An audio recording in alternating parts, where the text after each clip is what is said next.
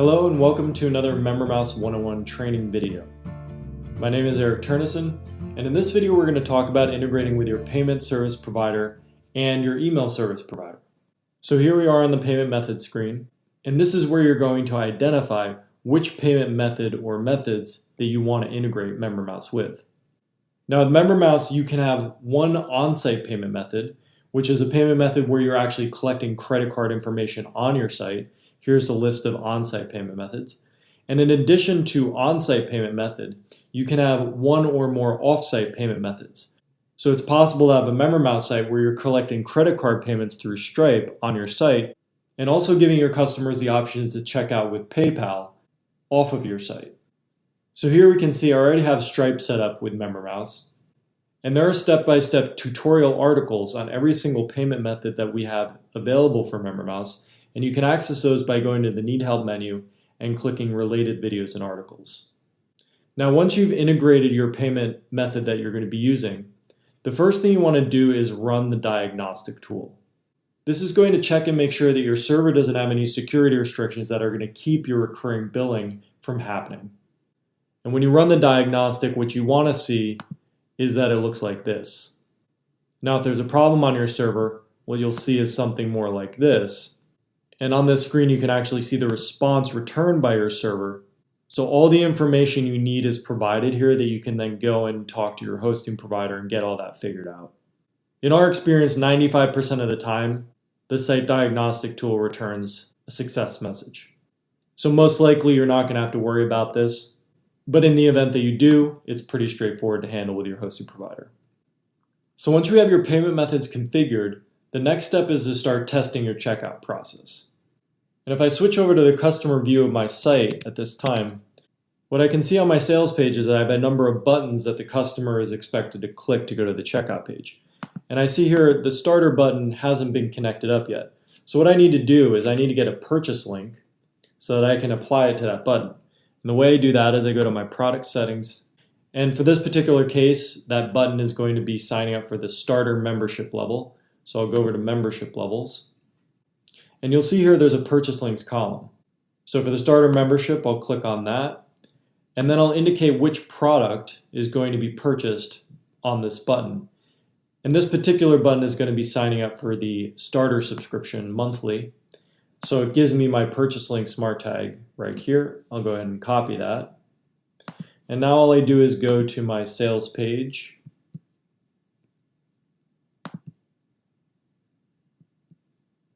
I'm going to paste in that smart tag there. And what I really need is just this item right here because I already have the button style already figured out. So I'm just going to copy that smart tag, paste it in there, and update.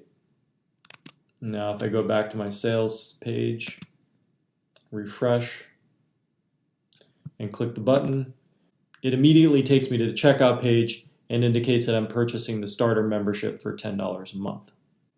Now what it can do is start filling out this form with all of my information.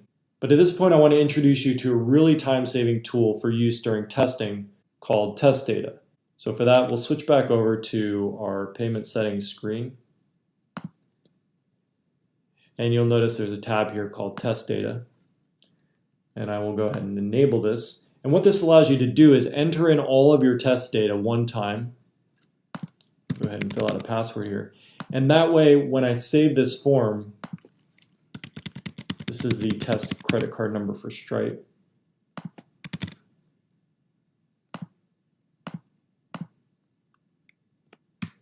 When I save this form and go back to my checkout page, it automatically pre-fills out the checkout form for me. So no matter how many times I need to test this form, I don't have to retype it in every time I go to it. And this is super helpful when you're testing things out. So now I'll go ahead and submit this order.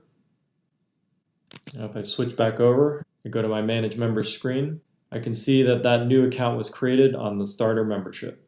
So at this point, we're actually ready to start accepting customers. We have our checkout core page for MemberMouse fully functional.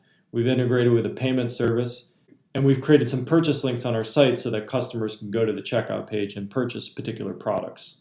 But usually as far as integrations go, there's one more thing that we want to do before we go live and to start accepting customers. And that is integrate with an email service provider. And that's really straightforward as well. So what we'll do is go to email settings. And you can see here I'm already integrated with MailChimp. I got my API key from MailChimp. And again, for all of the email providers we integrate with, all you need to do to get the step-by-step guides for integrating your particular provider with MemberMouse is go to Need Help and Related Videos. Now there are a number of things we can do with the email integration. The first thing we can do is identify a prospect list and a cancellation list. Typically a prospect list is dealing with pre-sale activity. There may actually be an autoresponder related to this list, so there may be some emails that you're sending out engaging people, attempting to get them to join your membership site. But the idea is that the prospect list is something that you can select, and MemberMouse will automatically remove members from the prospect list when they become a member of your site. A cancellation list is the list that members will be added to when they cancel their membership. This can be helpful if you want to keep track of those email addresses and possibly re-engage them in the future. And then down here we have our membership level mappings. And this simply allows you for each membership level to associate it with a particular list in your email service provider, which indicates that when somebody signs up for this particular membership level, they will be added to this list. And something even more powerful you can do is you can do this for bundles as well. So you can create bundle mappings. And what this means is that when somebody adds this bundle to their account, we can add them to this email list on our email provider. And when they cancel that bundle, we can add them to this list. So as you can see, MemberMouse provides a lot of tools for closely integrating your membership site with your email service provider. And now that we have our email service provider integrated, why don't we go back to our customer site, log out, and I'll go purchase a starter subscription again, submit that order. And now we'll go take a look at MailChimp. This is our starter list. I'll go ahead and refresh this. So now I can see that this new member has been added to the starter members list. And you'll also notice here that we pass along information about what bundles that this particular customer has on their account. And this can be useful if you want to segment your list based on what bundles a customer has purchased or not. So at this point, you've got your payment methods integrated and you have your email provider integrated. So whenever you're ready to launch your site, you're ready to accept payments and keep your members integrated with your email service provider. Thanks for watching, and I'll see you next time.